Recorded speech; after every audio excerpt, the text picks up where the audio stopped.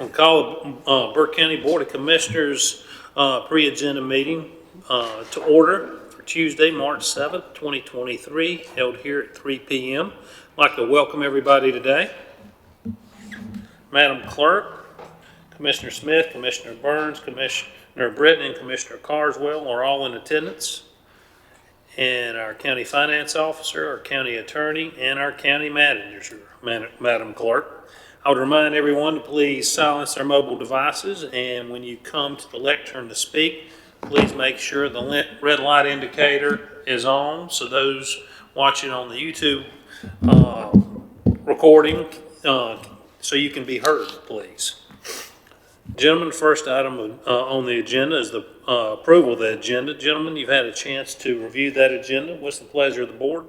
Move to be approved, Mr. Chairman. Thank you, Commissioner Britton. All those in favor signify with uplifted hand. That is 5-0, Madam Clerk. That brings us to presentations. I saw a little puppy over there in the room. I think her name's Bethany. She's a little timid. Caitlin, how are you? I'm doing well. We appreciate you guys having us. We had to pick Miss Bethany up at the veterinary hospital on our way over here, so we just brought her with us. She's part of a hoarding case with 38 other dogs. She was number 39, so she's been through a lot. I've got 39 of these dogs at the shelter, so if anybody's interested in adopting, we are packed out.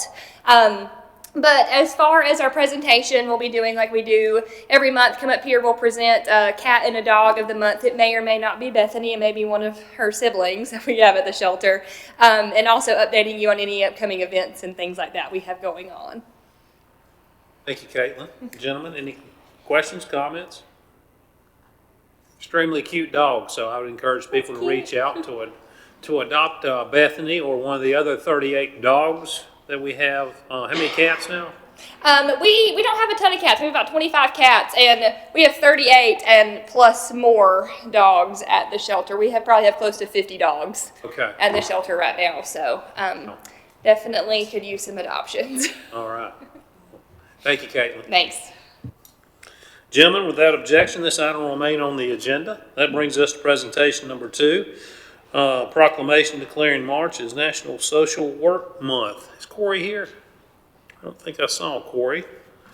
Gentlemen, since Corey is not here, if you'll look in your packet, you'll see we are going to do a proclamation declaring National Public Safety.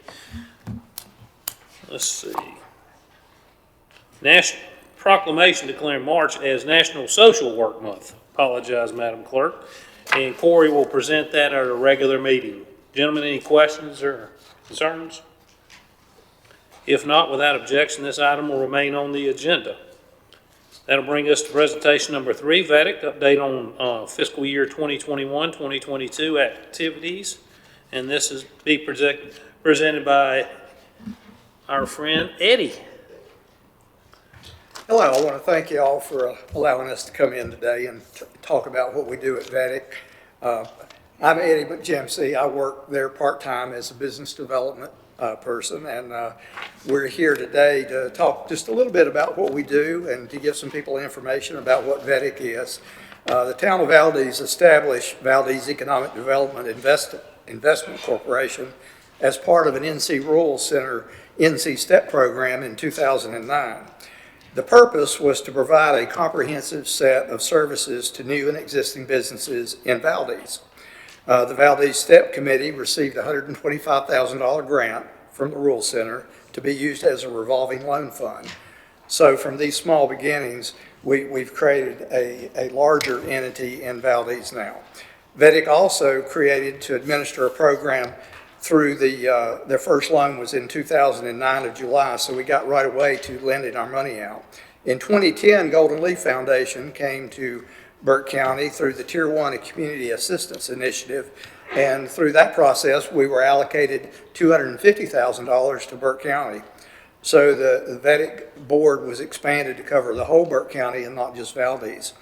As we became a 501c3 with an expanding board, the countywide loans to businesses were first made in 2011. In 2012, VEDIC applied to the USDA Rural Center through the RBS program, a business cooperative service, and we became an IRP, intermediary relending site for the USDA. We were allowed to borrow $161,000 from the rural USDA, and we've now loaned that money out. And we also have gotten other monies from the USDA over the years. And currently, we have approximately $8 million in a loan portfolio with probably helped over about 100 businesses altogether. So I'm just a part-time person. So the other people that we have here today, we have Sherry Long, who is our chairman of our board, and also the assistant executive director of the Western Piedmont Council of Governments. And she's going to come up now and give another overview. Thank you all. Thank you, Eddie. Sherry, how are you today? Good afternoon. I'm great. Great day to be in Burke County. I was actually out surveying, helping Valdez look for a water project, so I'm sorry I was running a little late. But I'm glad to get me coached here to talk to you today about VEDIC. This is my second year to talk to you as their chair. I really can't say enough nice things about them. There we go. How do we get past you? Pointing where? There we go. Sorry. I might need technical assistance here. Sorry. Technology is not my friend.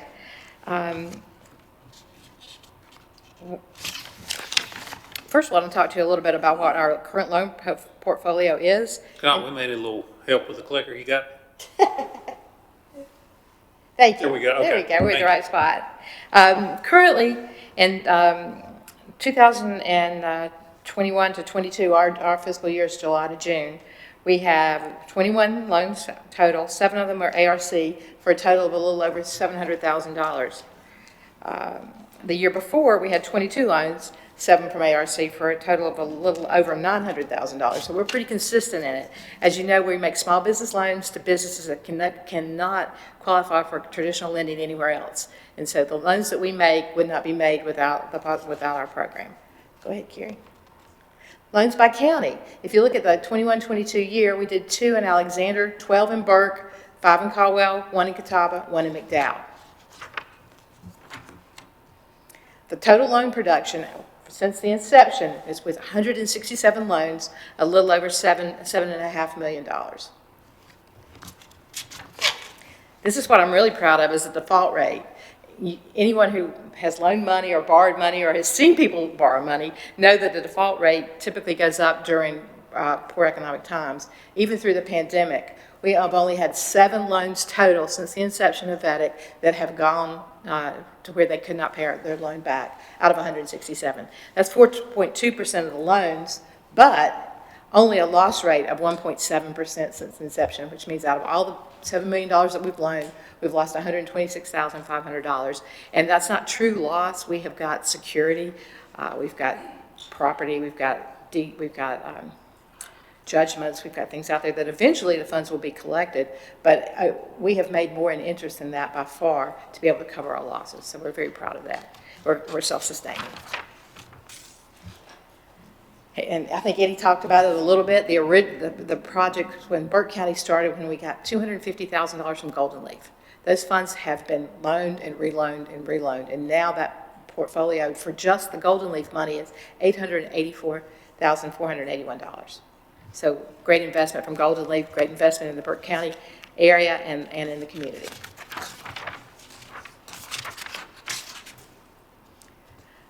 Eddie also mentioned that the Rural Center gave Valdez $125,000. Those loans have revolved to almost $375,000. So we've tripled those funds also. So if you're looking for small businesses that can make an impact in the community, and these funds have not only made an impact, they have been replenished and reloaned. And so we're very proud of that.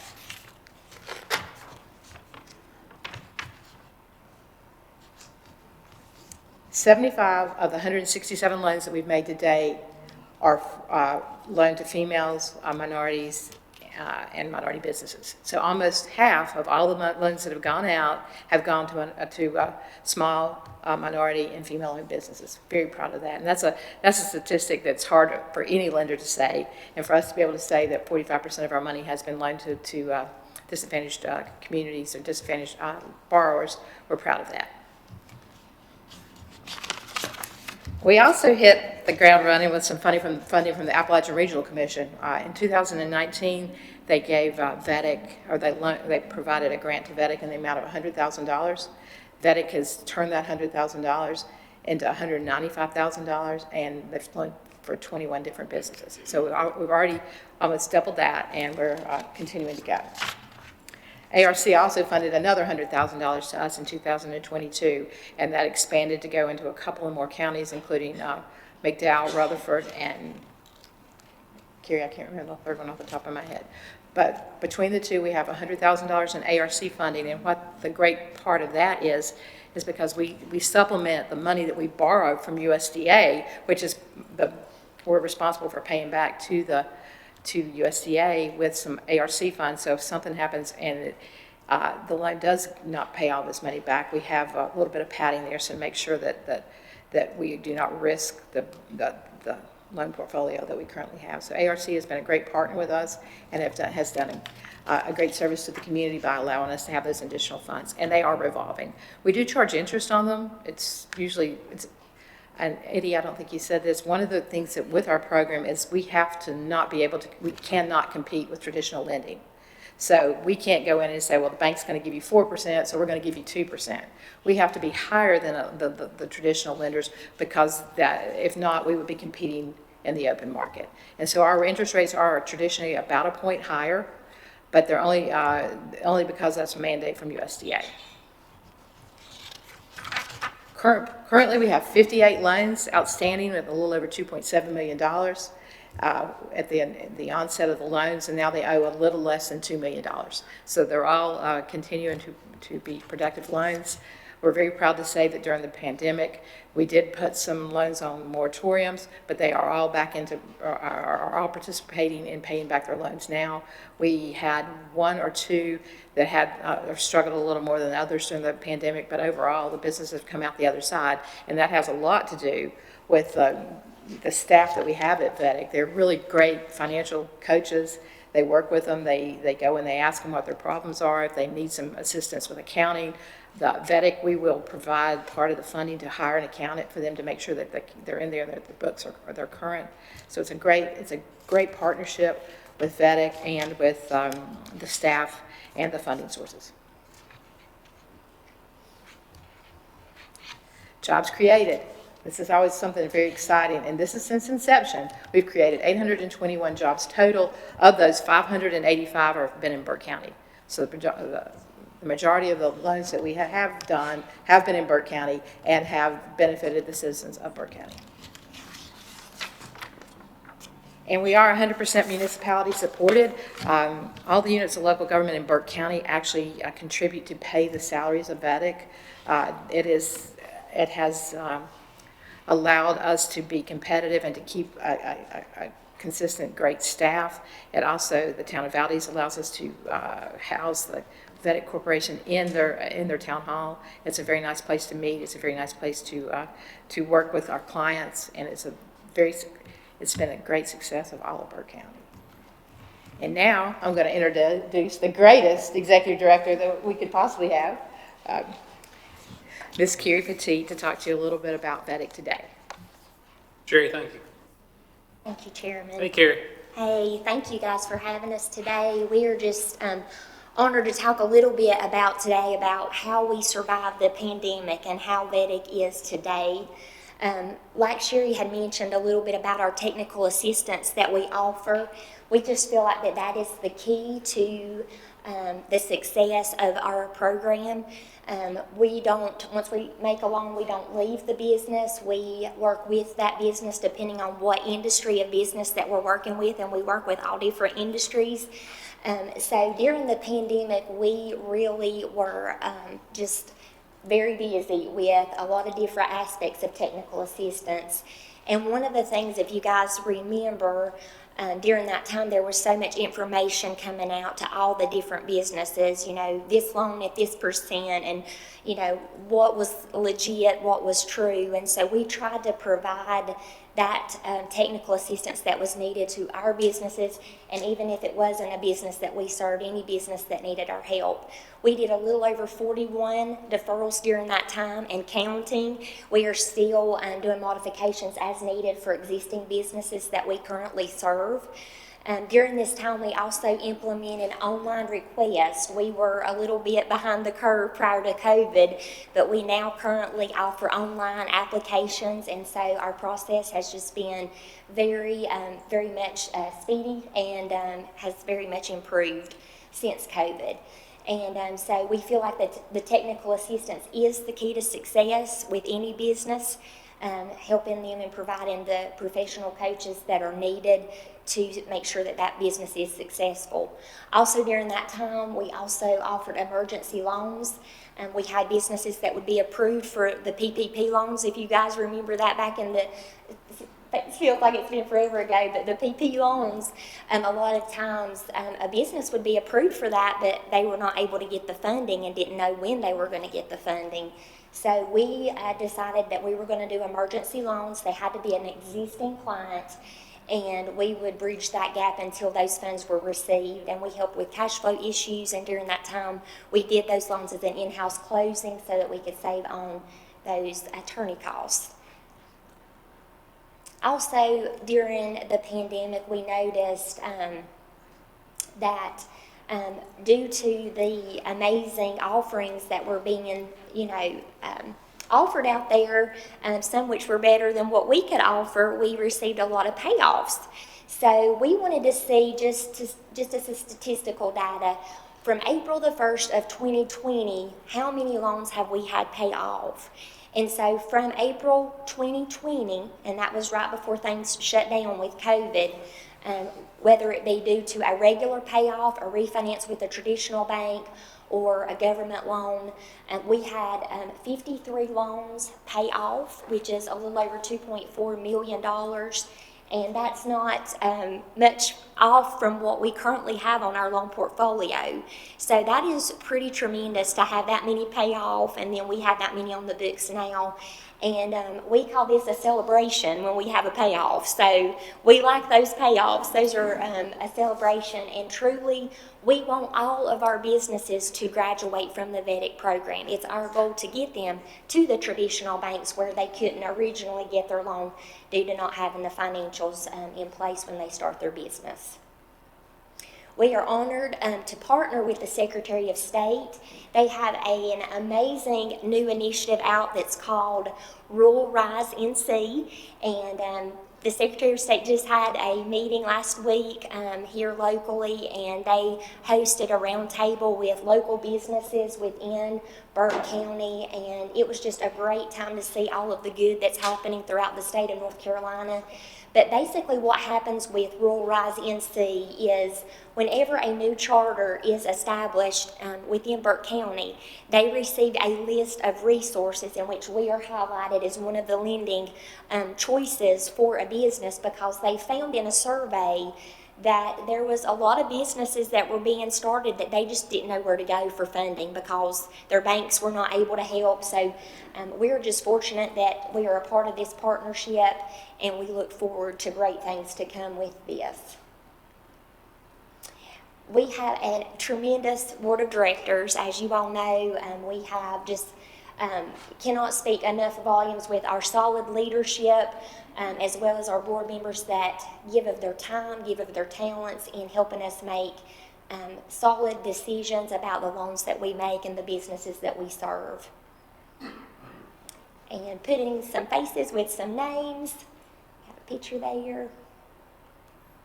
And then again, to pair with our board of directors, we have a loan review committee. We have 9 members on that committee currently, and we are just very fortunate to have a diverse board of very talented individuals who are pretty hardcore when they are working on a loan these days, and making sure that we do cover our bases when we're making our loan decisions. So I'm very grateful for this group. And our staff, as well as myself, Eddie McGinty is our business development, and then Chuck Mosley, we still have him as an on-call help as needed. And our contributors, as Sherry mentioned, we are 100% municipality supported, and we just cannot thank Burke County enough for their support through the years and standing behind what we try to do in helping small businesses succeed. And it's not just one person, it is the help of very many who have planted the seed in making Vedic what it is today. So thank you, and thank you for allowing us the time today to share with you a little bit about what we're trying to do in servicing the business of Burke County. Carrie, thank you. Gentlemen, questions, comments? Other than to say that I have actually talked to a few of their clients. This is a tremendous resource. It really is. And we very much appreciate all you guys do. Well said. You're gonna have to name a building or a street after Chuck Mosley down there, aren't you? I was a little boy when he was on the radio down there. Yes. See, what you don't know is Eddie and first Chuck and then Eddie, because obviously I'm on the board. The reason our collections are so high, Phil, is because we call them the leg breakers. And so, just kidding. But they've been very, very efficient at collections and running it as an organization. I appreciate all three of you coming today to give the presentation. We'll see you again for a repeat in 2 weeks. And any other comments, gentlemen? Thank you. Being none, thank you. Without objection, this item will remain on the agenda. That brings us to scheduled public hearings, Community Development Zoning Text Amendment, ZTA 2023-01, public hearing. This will be presented by Alan Glines, our Deputy County Manager and Planning Director. Alan, how are you, sir? I'm doing great. Thank you, Chairman Moley, members of the commission, members of the public. We've been operating under a moratorium for the short-term rental program since probably October, due to be up in April. So we're here with you now because we recommend a change in the ordinance to basically remove those sections that would cover short-term rentals. A lot of the opportunities we had when we were developing short-term rentals, some of the stuff just never really materialized for Burke County. We didn't have that many problems with the program, and it was mostly centered on one neighborhood up at the lake. With the recent court decision versus City of Wilmington and the Schroeder family, there's been a lot of outcome from that we need to address with our ordinance, some of which would have to come out of our ordinance. And so that led to, part of our decision to sort of reconsider the whole ordinance program entirely. And I think our focus was a lot about safety. When we were imagining developing an ordinance in about 2021, our team wanted to make sure that this type of use would be a safe use. And so a lot of our ordinance items were about getting in the home and structure and inspecting it and that sort of thing. Well, none of that can be done now because of the Schroeder case. It has to be treated like a residential use, which is what the court found. The court found that a short-term rental is closer to a residential use than a commercial use. So residential rules apply in these cases. So there's very little enforcement that we can take. We can't do inspections and that sort of thing. Also highlighting that we haven't had that many true complaints. We had a few folks would call code enforcement and say they saw where 7 people got out of the car, and that house is only permitted for 6 people. So those kind of complaints were kind of the things we were addressing. And we also note that a neighborhood may be able to do more on their own through a homeowners association if they have one in place. We did take this recommendation to the planning board, and they recommended that it be moved forward with a positive recommendation to remove the ordinance sections with a vote of 4-1. We also had a community meeting in here before that to kind of inform that decision and discussion. Had a room full of folks come out, and most of them were either don't have an ordinance or just go real light with the ordinance. It's working okay. We're not having problems here in Burke County, so questioning about the need for the ordinance altogether. So I can answer any questions for you, and plus I have Assistant Director Bradley Kirkley, and Planner 2 Jennifer Forney here if we need additional support and information. Thank you, Alan. Gentlemen, questions, comments?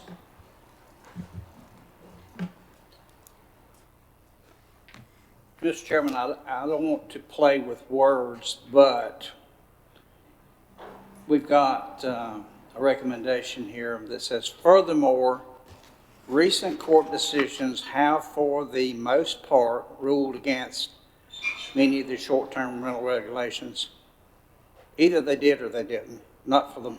I don't understand that, how for the most part. Either they ruled against them or they didn't rule against them.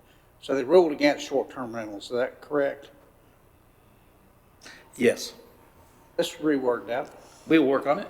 please. And I just don't, I know it might be nitpicky, but the court decisions have been made, and I would rather it be very clear that those decisions were rendered by the court, and that's the reason we're doing what we're doing. Any other questions, comments, gentlemen? Thank you. Much needed. Thank you, Alan. Thank you. Then without objection, this item will remain on the agenda. Public hearing number 2, Community Development Zoning Map Amendment, ZMA 2023-01 in public hearing. This will be presented by Mr. Alan Glines. Thank you again. Dean Evans, who is a resident in the eastern area of Connolly Springs, is requesting a rezoning of his property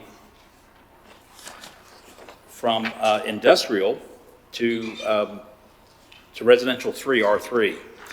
And the industrial district was put in place there because the family had a business there for quite a number of years. Mr. Evans recently retired, and he wants to reutilize the entire site for his home and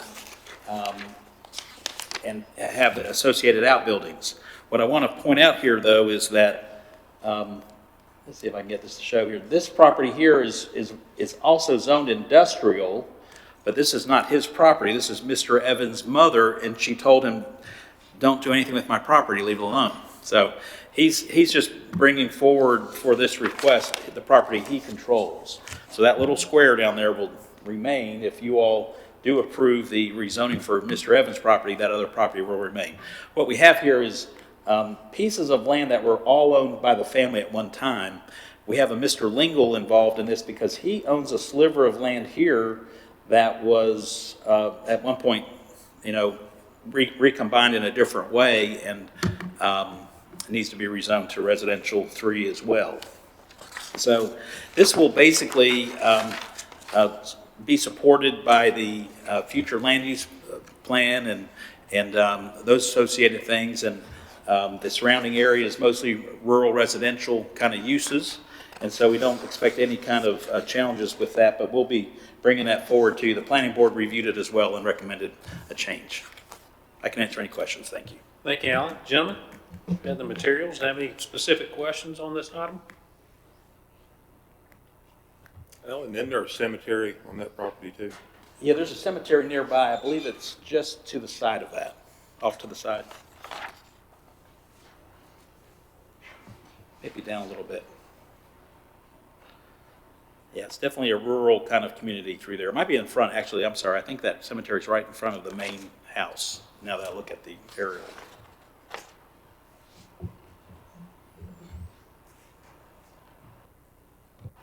In this area here, there's a church nearby, kind of operating there. Okay. Any other questions, gentlemen? Comments?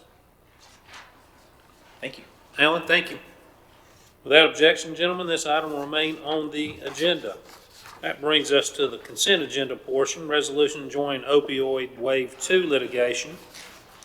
Gentlemen, I would like to thank Mr. Carswell following up on this, getting this to us. Resolution by the County of Burke authorizing the execution of opioid settlements and approving the supplemental agreement for additional funds between the state of North Carolina and local governments on proceeds relating to the settlement of opioid litigation. Gentlemen, you should have had an opportunity to read through that, but Johnny, would you like to make any comments on this? The other thing I had to say, I think everybody's been keeping up with the lawsuits, and this is just the second tranche of money from the second portion of the lawsuit, and the law required that everybody come back in and re-sign the resolution so that we could get the money on the second wave. And this was the one including Walgreens, CVS, Allegra, Teva, and Walmart. So that would bring it another good amount of money to Burke County. I don't remember the exact dollars. It's somewhere between $11 and $13 million. Again, on top of what we were receiving on the first set of monies. Thank you, sir. Questions, comments, gentlemen? Then without objection, this item will remain on the consent agenda. That moves us to item number 2, appointment to the Foothills Regional Airport Authority. This will be presented by Kay Drone. Madam Clerk.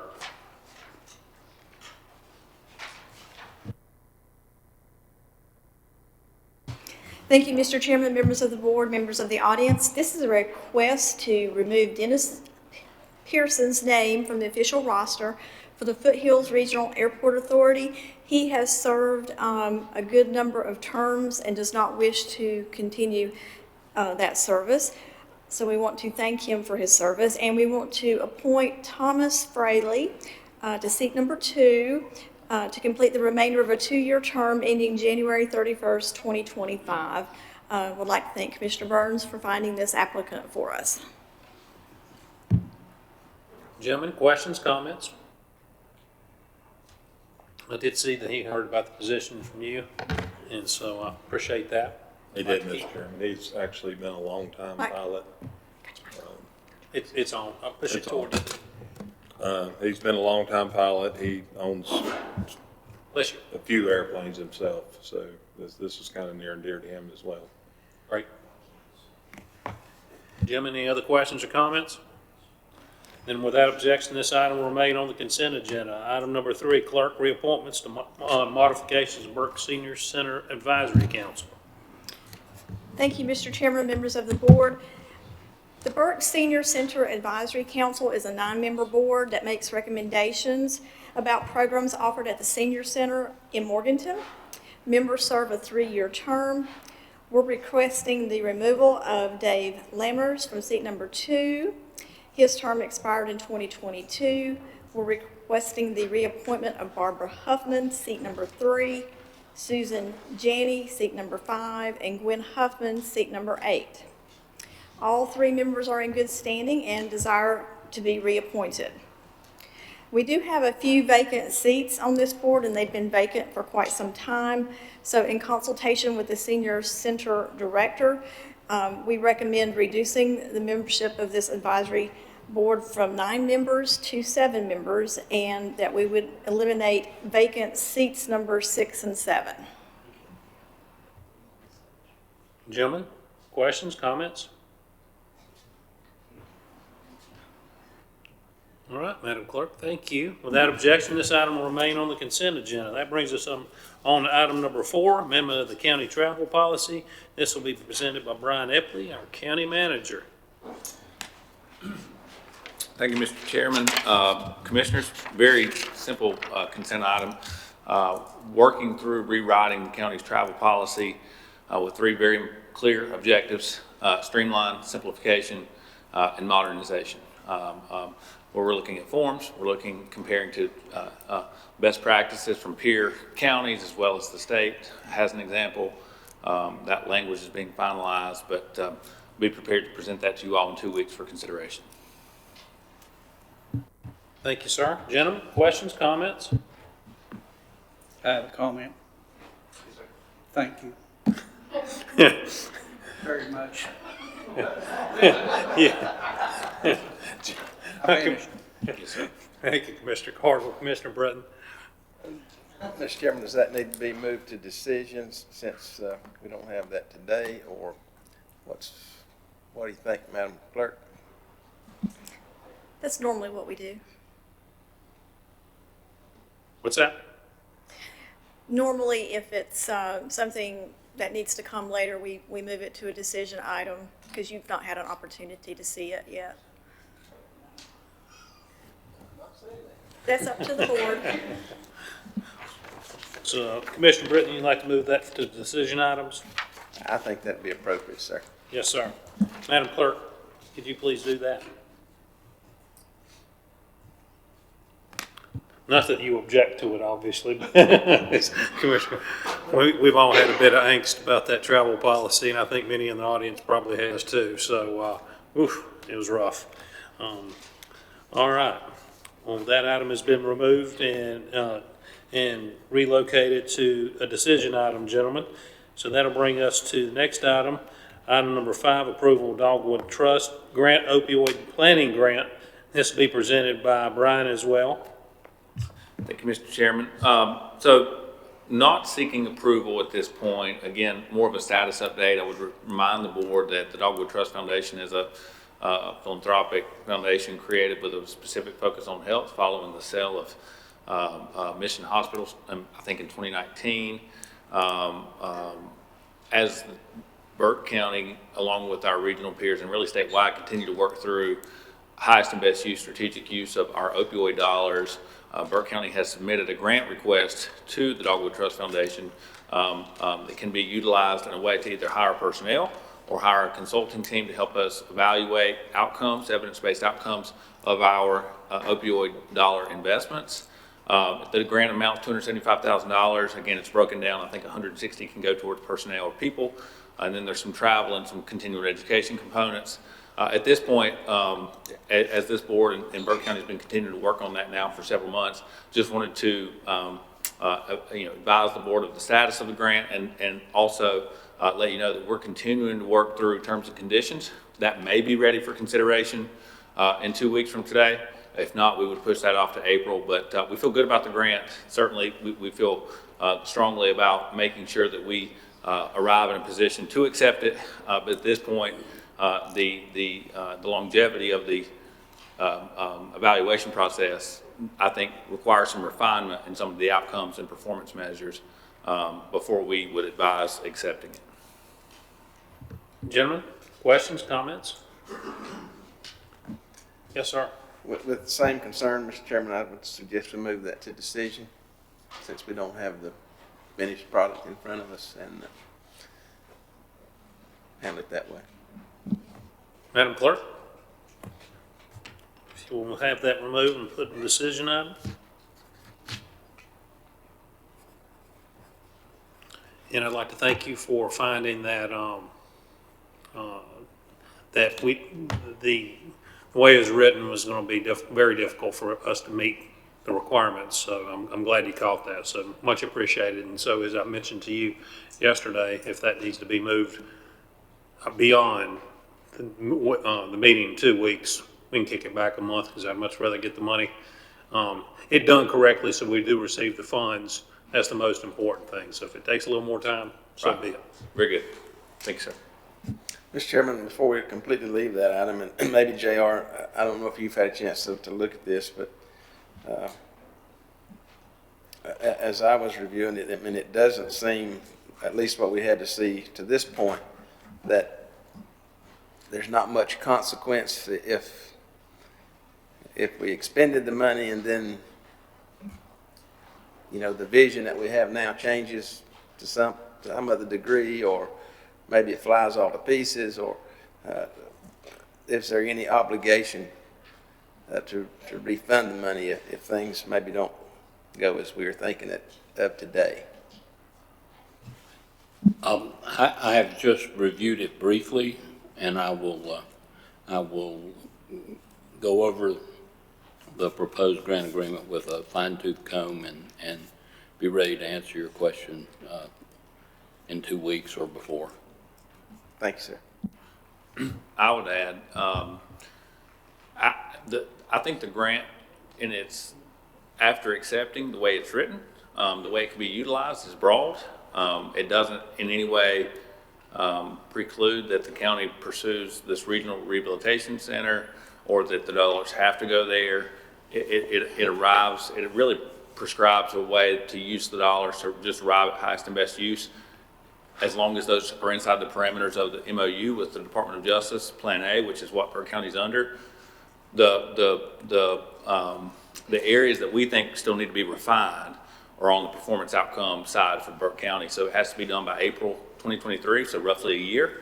And things like meeting with 200 nonprofits in 365 days would be a real challenge, and getting firm commitments from 3 local governments. So again, good objectives, good vision, good, we think, places to start, but we don't want to be in a situation a year from now where we're reporting to the board we accepted dollars with no real plan to satisfy the performance requirements.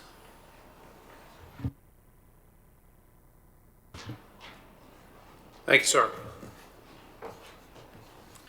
Gentlemen, that has been moved to items for decision. Brings us to consent agenda item number 6, Partners Behavior Health, Partners Health Management Financial Reports for the period ending January through December 2022, presented by our good friend Tara Conrad, Community Engagement Director. How are you today? That is a mouthful. Hi, and good afternoon, Commissioners, Mr. Chairman. Thank you for allowing me to come and give an update on where we are. This particular PowerPoint looks at 12 months ending December 31st. And when I say 12 months, I mean a rolling 12 months.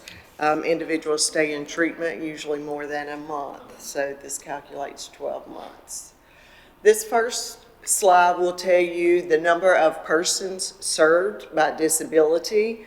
On the left hand, the blue column, are Medicaid recipients, individuals that receive Medicaid and their services are funded through Medicaid.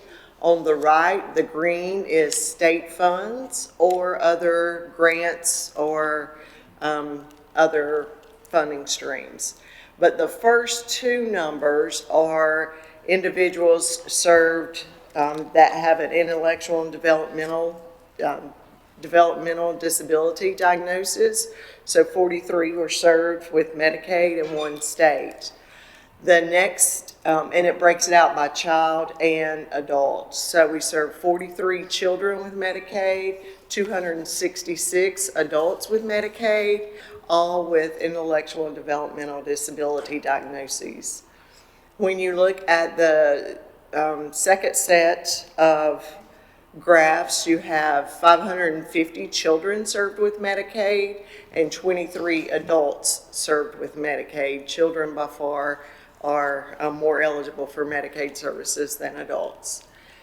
Well, let me back up. So 550 children served with Medicaid and 23 with state dollars, 972 adults with Medicaid, and 613. I didn't label the graphs on the bottom. That's what's throwing me off. And then the last category is substance use. So we had 19 children served with Medicaid with a substance use disorder and 299 adults with substance use served with Medicaid. Any questions on that slide? Because I know I kind of messed it up a little.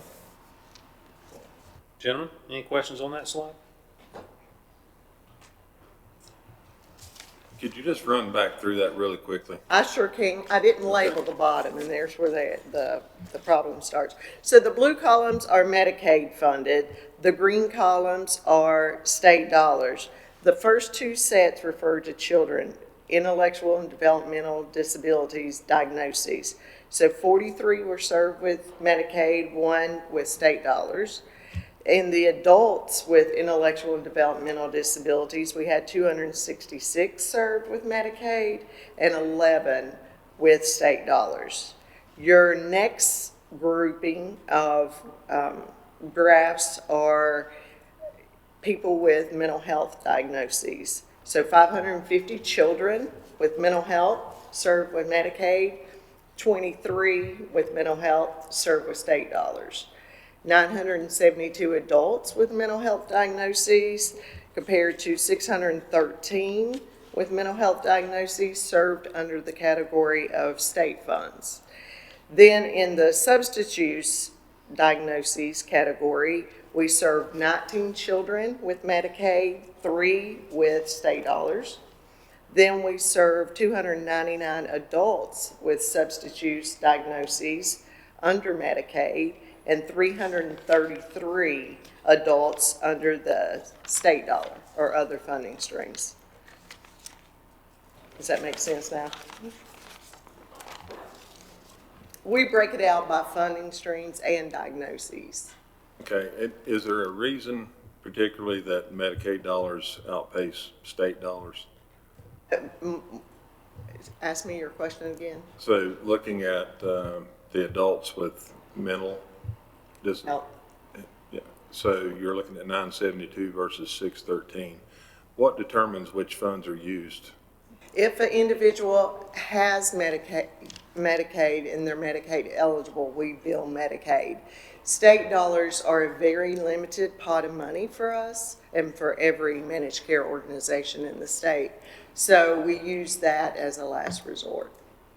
But some people do not qualify for Medicaid, therefore they rely on those state dollars. Okay. Thank you. Good question though, and again, I messed that first slide up, my fault. The cost of persons served by disability, collectively, we spent $41 million in this county during that time frame, the 12 months rolling. And it's broken out by disability and category. Again, you've got Medicaid and state, and you can tell under the adult category, under intellectual and developmental disabilities, we spent 24 million in that category. And then you can see the breakout followed with a collective total of 41 million. So adult intellectual developmental disabilities, we expended the most funds on. And this next slide will break it out to give you 61% of our members were served in the intellectual developmental disability with a total of 25 million, and that includes Medicaid and state within that category. In your mental health category, 34% of the members were served in that category. It was a little over 13 million. And in substance use, 5% of the members with 2.1 million spent during the 12 months. Any questions on that?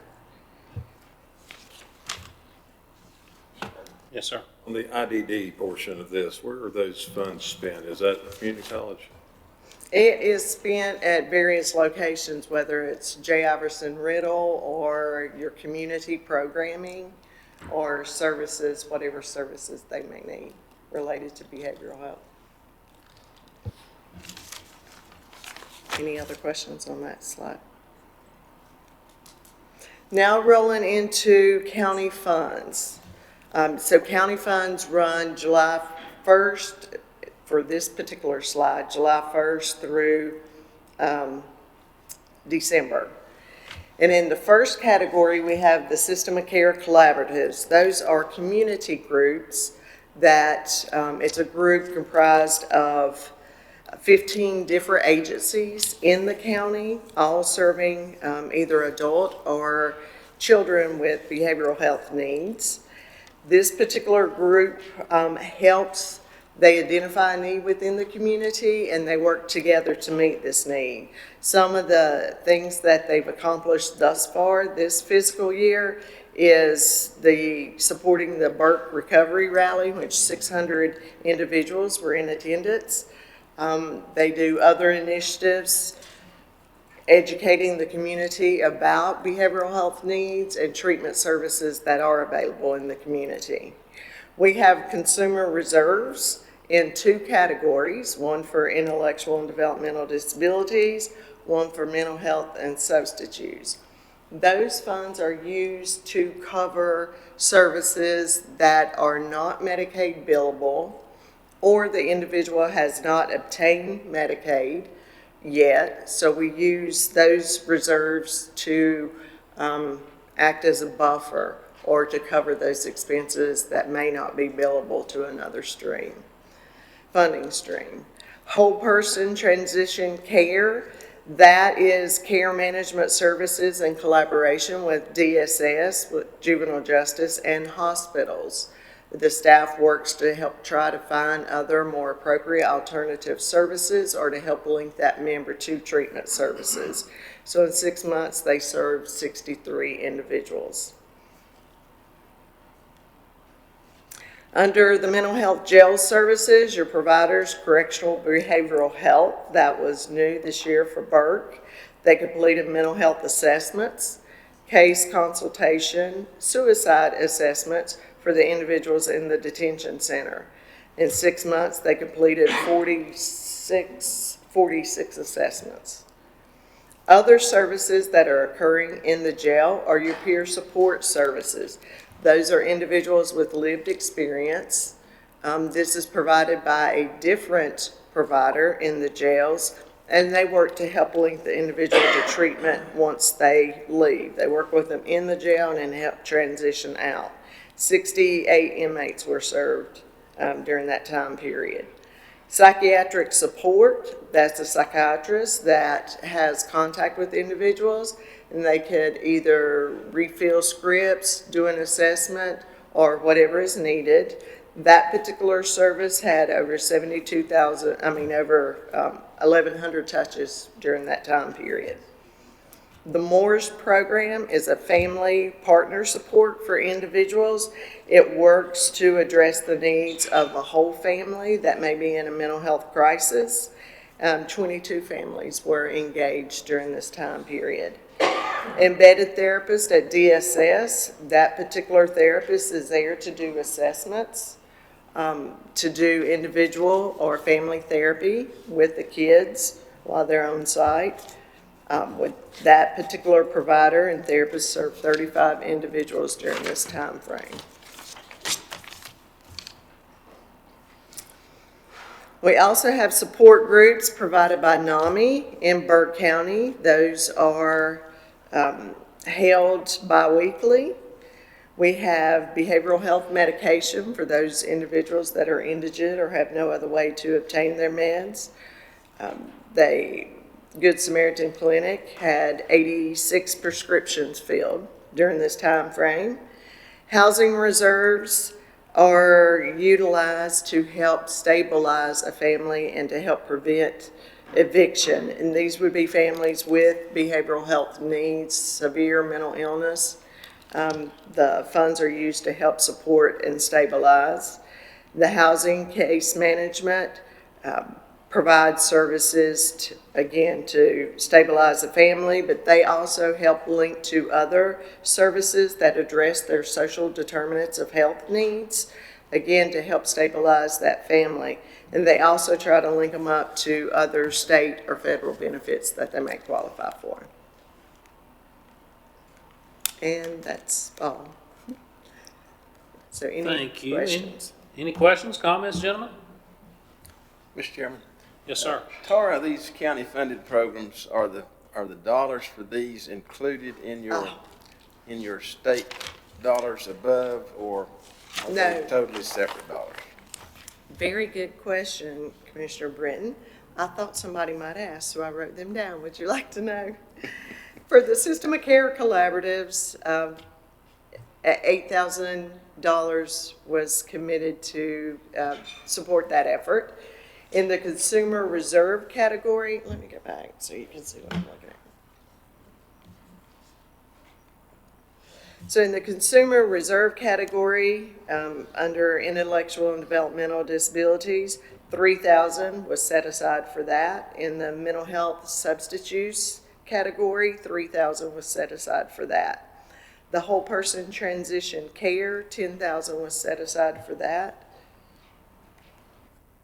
Under the mental health jail services with correctional behavioral health, $30,052 was set aside. In the peer support services in the jail, $58,308 was set aside for the year, not 6 months, but for the calendar year, fiscal year.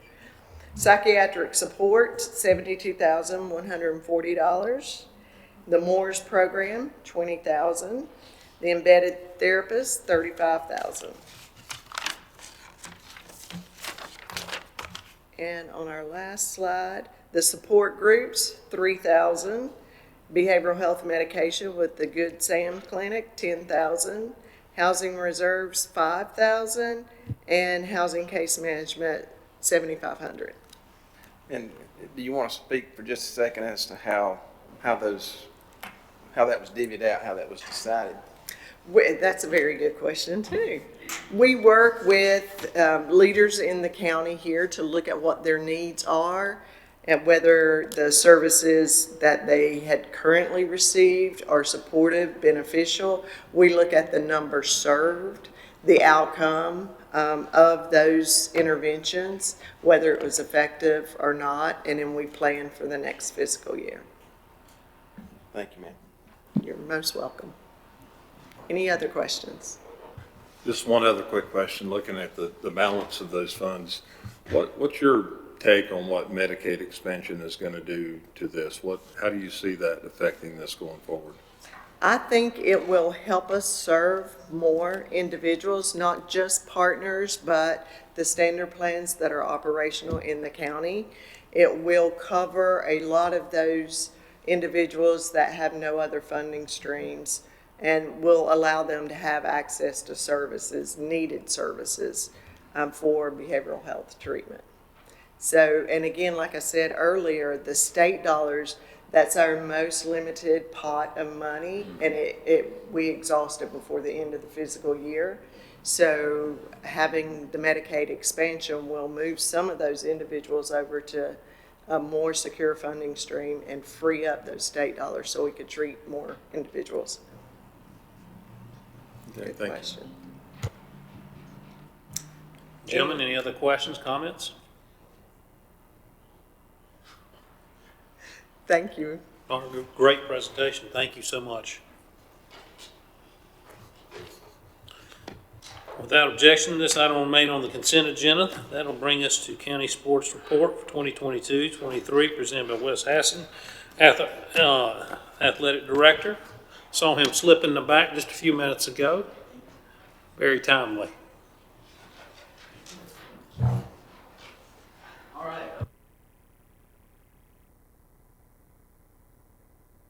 Okay. All right, there we go.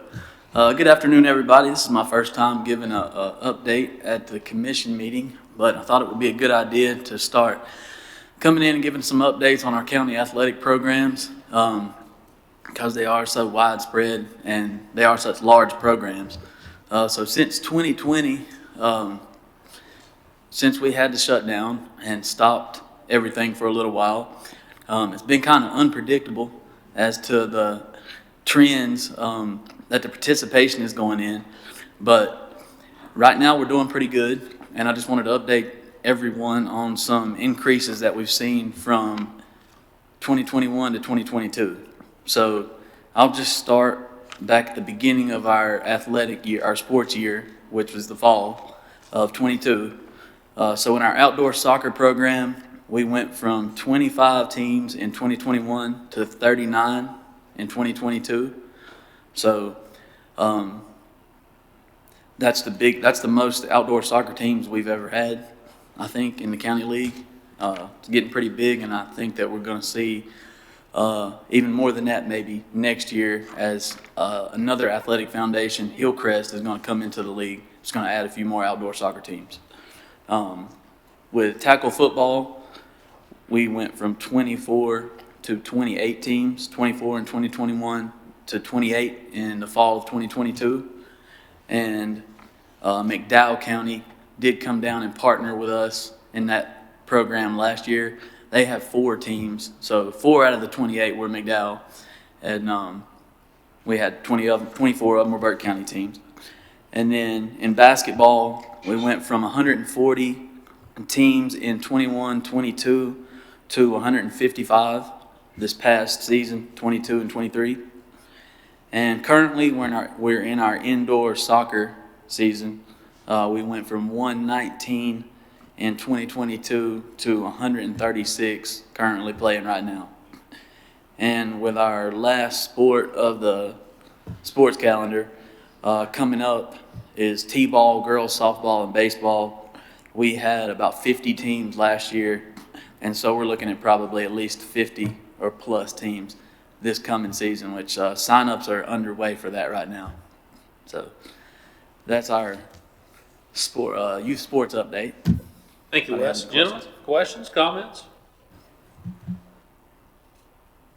Y'all do a tremendous job. Obviously, I'm on your board, and I can see the growth. I know, is it still true tackle football in other counties is having trouble fielding teams?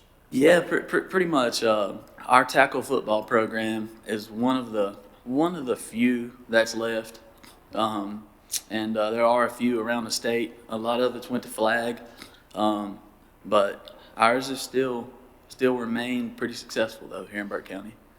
And there are a few around us, but they don't really have as many teams as we have in ours. And soccer has obviously exploded. Soccer has just gotten, it's exploded. So, and How are we doing on refs? officials, I think that I actually really think that we have one of the best situations with officials when it comes to youth sports here at Burke County. I try to stay very connected to our officials in every sport on a daily basis, keep up with what's going on, listen to what the teams are saying, and so I'm in constant communication with them, and we keep a great relationship with our officials, and I think we have some great training for our officials, which is what they really need, and we have enough veteran officials mixed with the new ones that they work together. And so our officiating situation in the midst of all the chaos that's going on across the state and the country with the official situation, us here at the County League, we're doing pretty good. So keep that going. Gentlemen, any other questions, comments? Wes, thank you, sir. All right, appreciate it. Great Thank job. you. Gentlemen, without objection, this item will remain on the consent agenda. This will bring us to John Bridger's part, our tax administrator. He's got the next three items. Number 8, order to advertise 2022 delinquent real property taxes. Thank you, Mr. Chairman, members of the board. By state law, we have to advertise in the newspaper. This is requesting permission to advertise in the newspaper those people who have not paid their 2022 taxes. Gentlemen, questions, comments?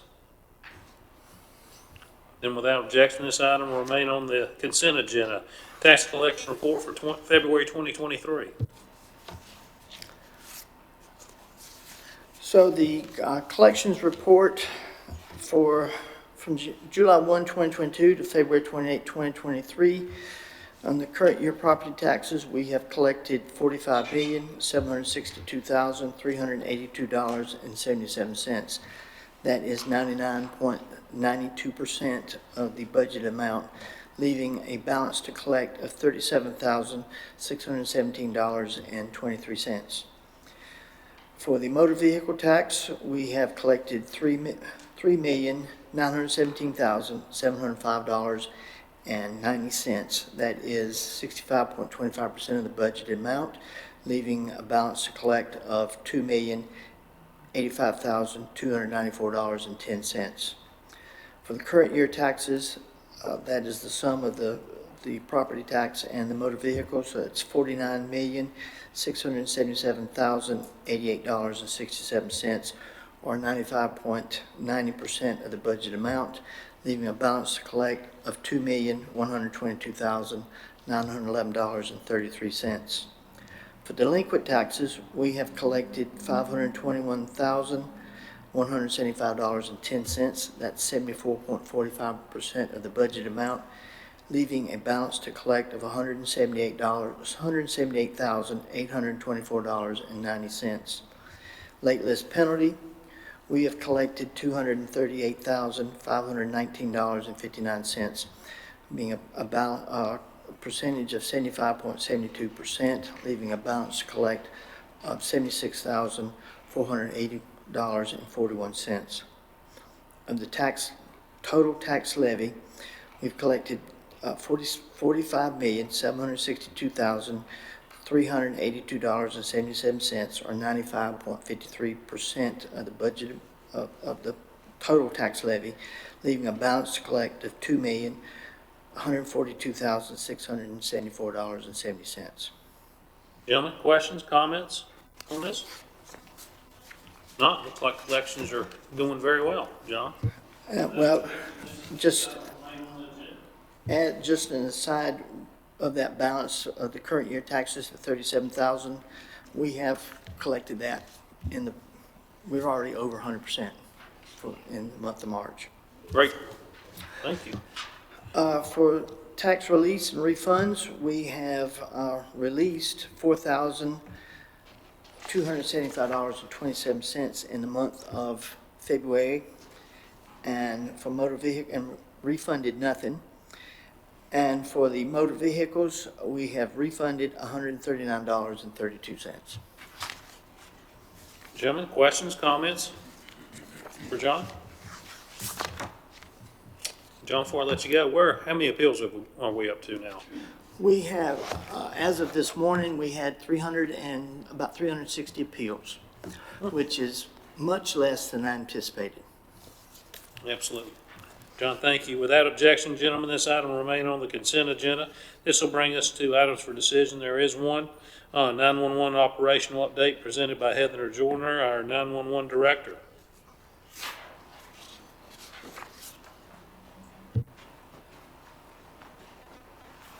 Good afternoon.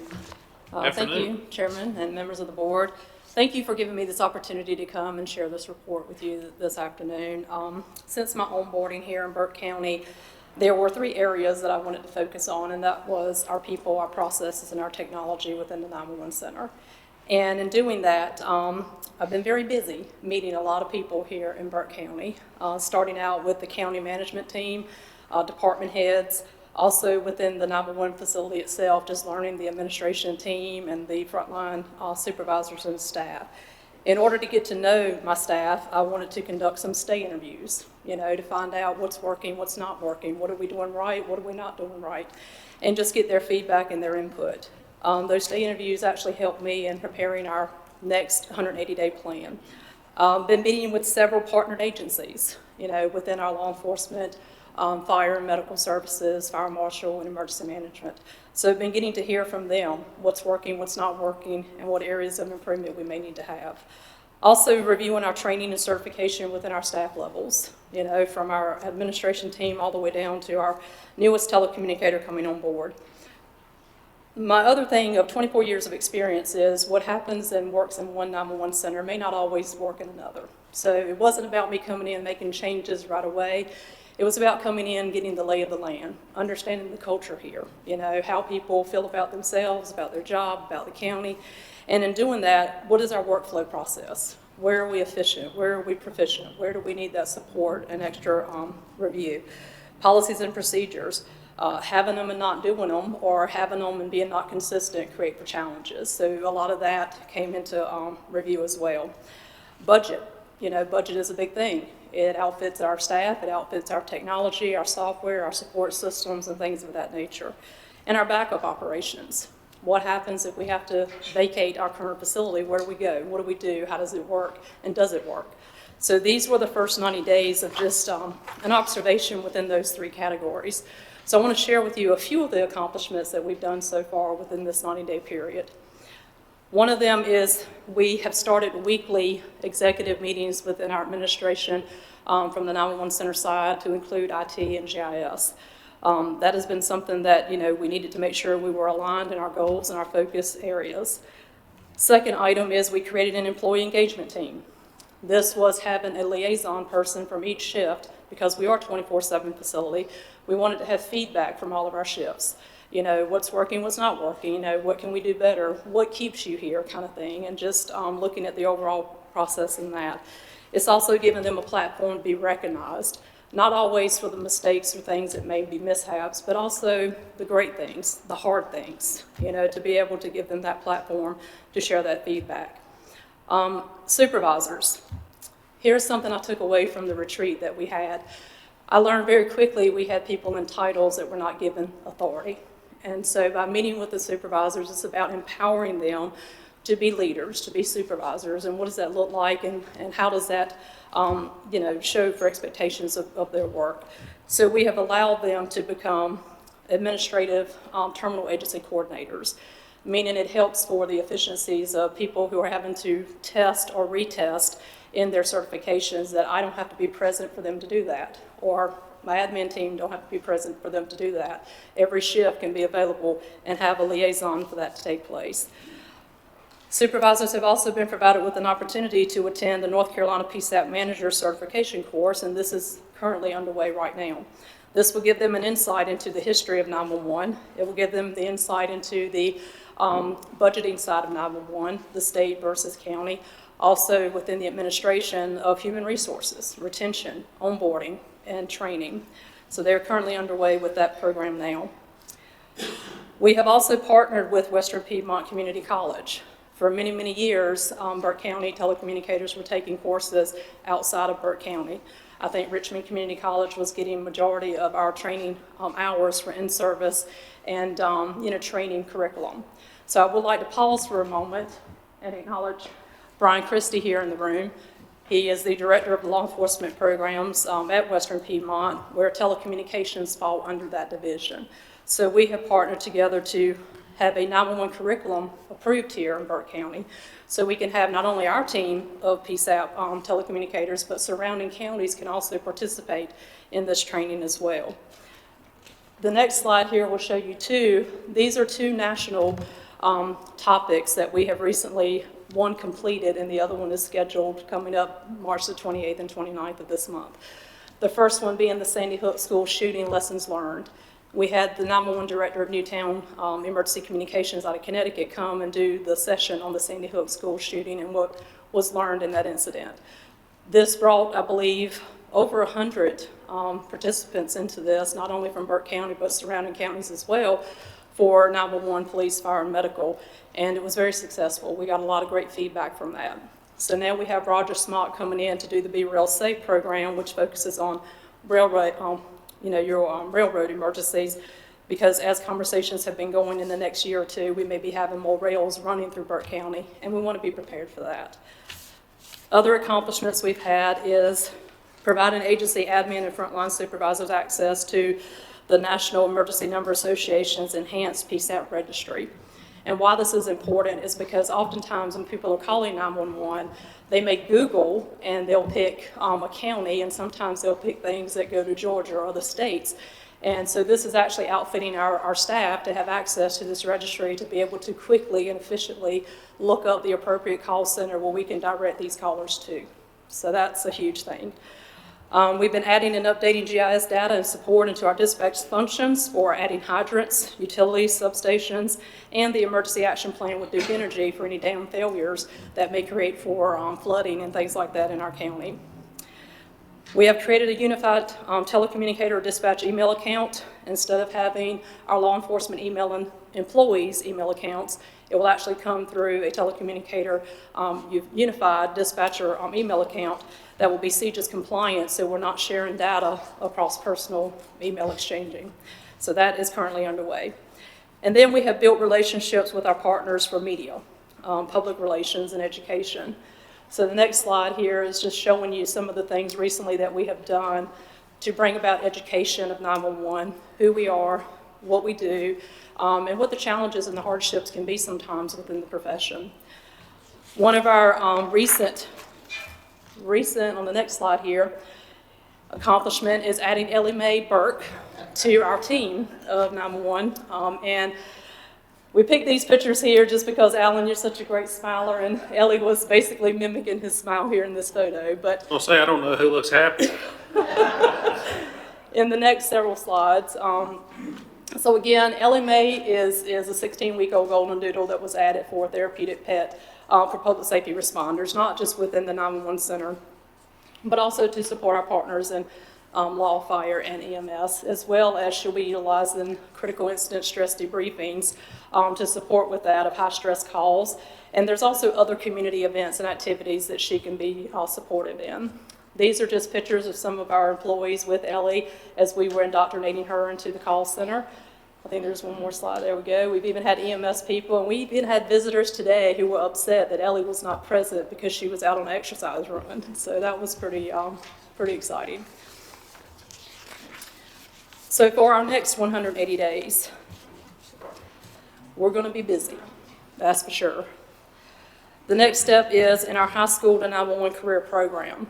This is about going to the local high schools that are offering public safety 1 and 2 for police, fire, and medical to now include telecommunications as a part of that program. So when they graduate from high school, they can also graduate just like they would with the CNA certification or an EMT certification. They can actually come out with a basic 911 telecommunicator certification. By doing that, they can come into Western Piedmont Community College on another program. We're working to bring that 2-year associate's degree here to Western Piedmont for the associate's degree in public safety telecommunications. Also, we are looking to create a 12-week dispatch academy. Right now, all of our training is on-the-job training. There are pros and cons with that, but there are also risks and liabilities with that too. So we want to be able to take the training, the bulk of it, and put it into more of an environment that's controlled.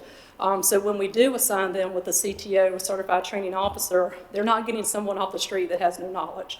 They're getting someone off the street who has competencies and the expectations of the role, the typing, the radio communications, the etiquettes, all of that. So they're getting someone that's already kind of been molded into what the expectations are of the position and able to work and grow that person. Next thing is to continue with our training with hosted and certification courses, bringing some really good content here that are skills-based to help us in our processes. Public relations and community workshops. This is a partnership also with the Emergency Medical Services on teaching and educating about 911. Use it, don't abuse it.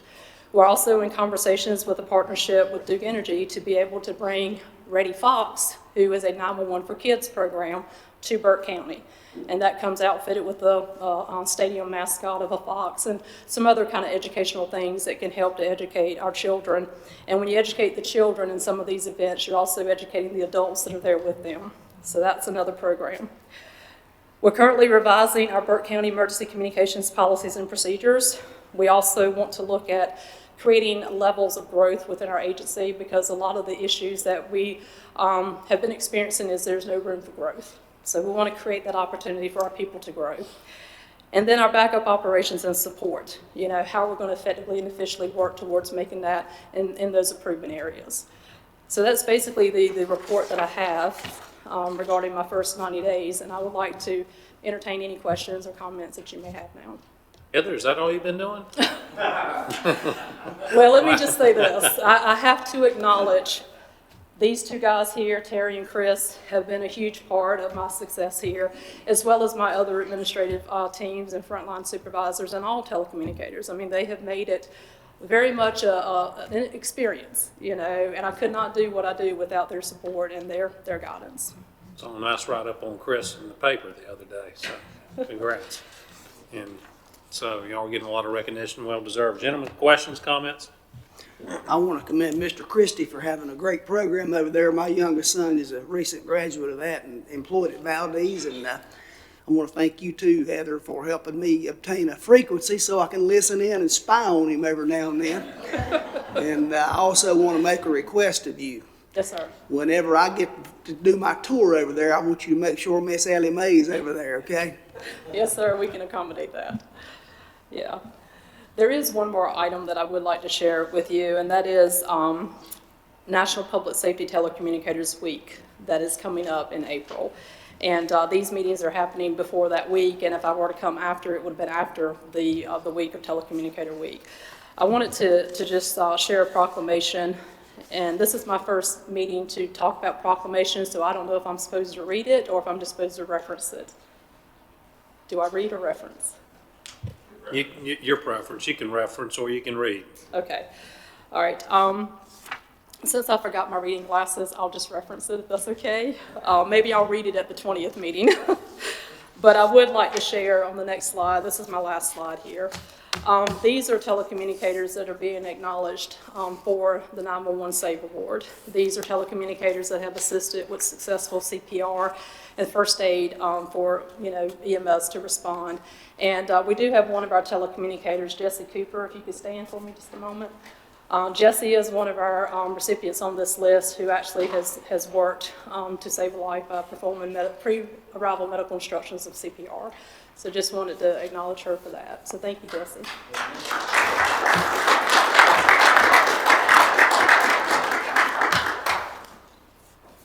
Okay, and if you have any other questions, I'm here. Yes, sir. I don't have any questions, but I do want to make a few comments. Heather, when we built that building, we went to great strides to make that a state-of-the-art #1 PSAP in North Carolina. And I think at the time we did that, it was. Are we still in that position? Are we good for how many years? Equipment-wise, is everything in good shape? Yeah, I mean, it's a dream come true for any PSAP director to inherit such a wonderful facility. I will say that.